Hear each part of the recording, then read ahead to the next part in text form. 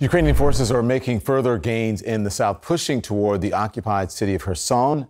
That's just days after Ukraine pushed the Russian military from the strategic city of Lyman. This comes as we're learning that the U.S. is considering how to respond to a possible escalation from the Russians, including their potential use of tactical nuclear weapons.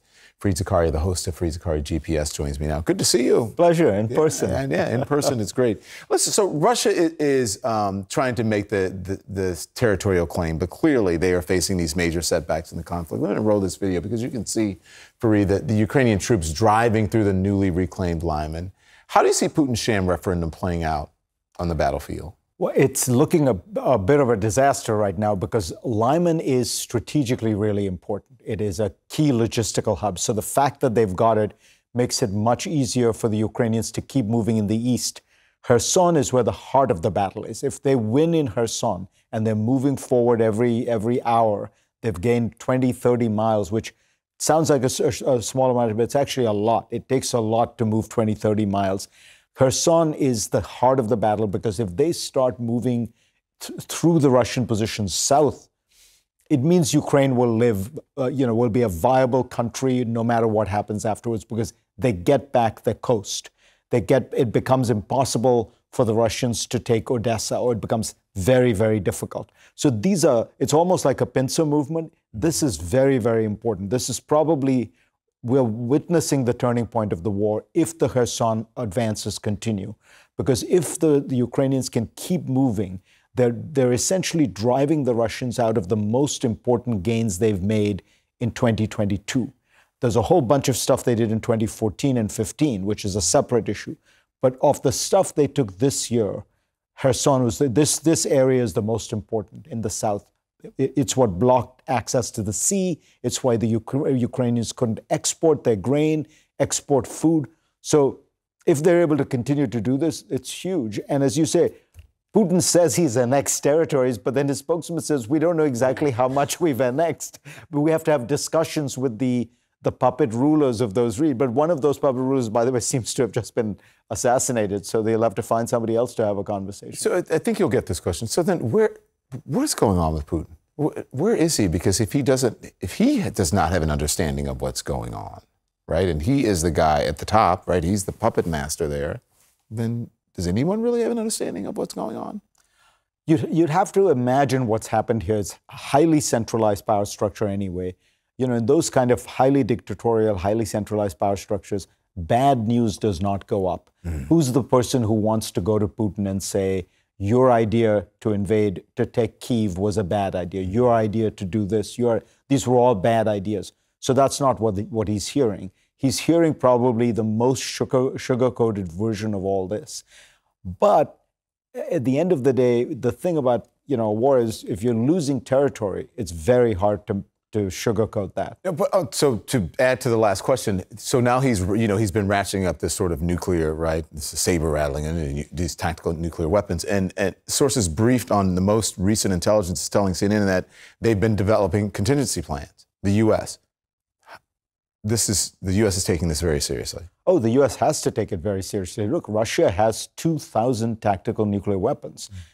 Putin has twice now said he will defend this land by using every means possible. And so the Biden administration is taking it very seriously, and I'm sure they're developing specific responses. Now, I haven't talked to them about this specific thing because I don't want people to think, oh, this is some kind of I'm sort of leaking what the Biden administration is going to do. But my sense, based on previous discussions with senior officials about what to do in these kinds of situations, is it's most likely the United States would not respond to a tactical nuclear strike by the Russians with a nuclear strike of its own.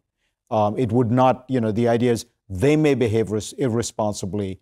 We are not going to behave irresponsibly. So then what is the response? What they would do would be a massive conventional response. I mean, the U.S. could, just give you one example, it could do an air bombardment campaign that would essentially destroy every Russian military position in Ukraine, effectively ending the war. The Ukrainian troops would then just walk into those positions. So if it decided that it was, serious enough, The U.S. has that capacity. I don't think the Russians would be able to stop it. The U.S.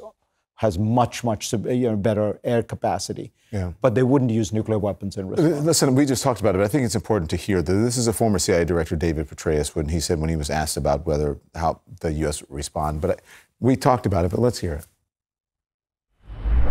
Just to give you a hypothetical, we would respond by leading a NATO, a collective effort that would take out every Russian conventional force that we can see and identify on the battlefield in Ukraine and also in Crimea and every ship in the Black Sea fleet. That's what you said. Best plan? Yeah. That's the best plan you think? I think I mean, remember, this would be a brutal plan. And I think it's important. We're probably talking about 50,000 Russian troops.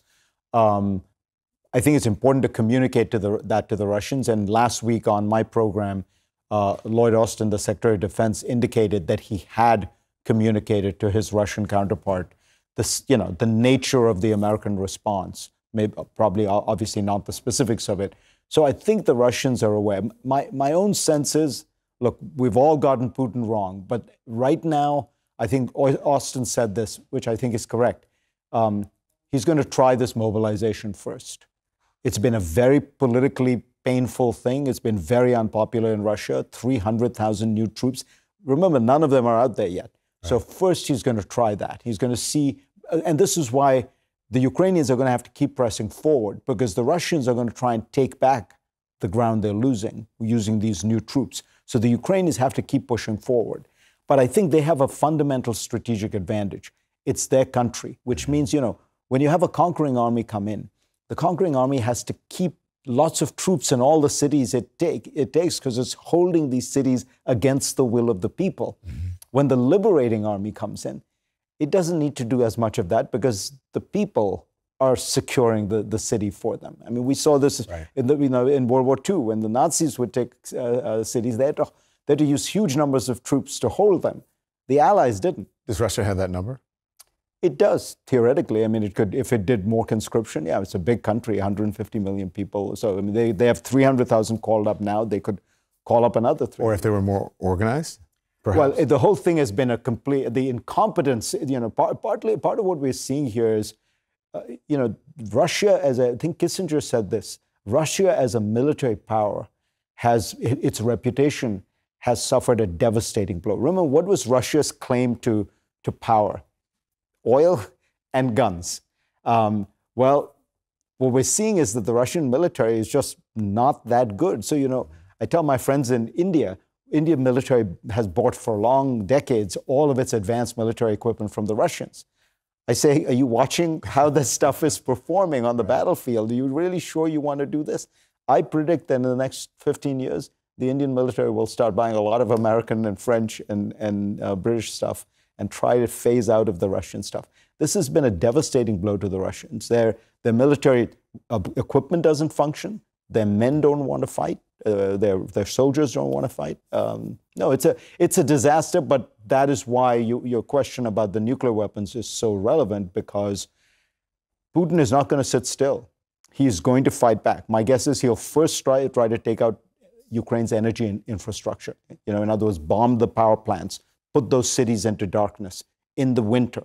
So this may be a very tough period for those Ukrainian towns and cities. They're going to be without heat. They're going to be without light. But they will fight. It's their country. Always a pleasure. You make us all smarter.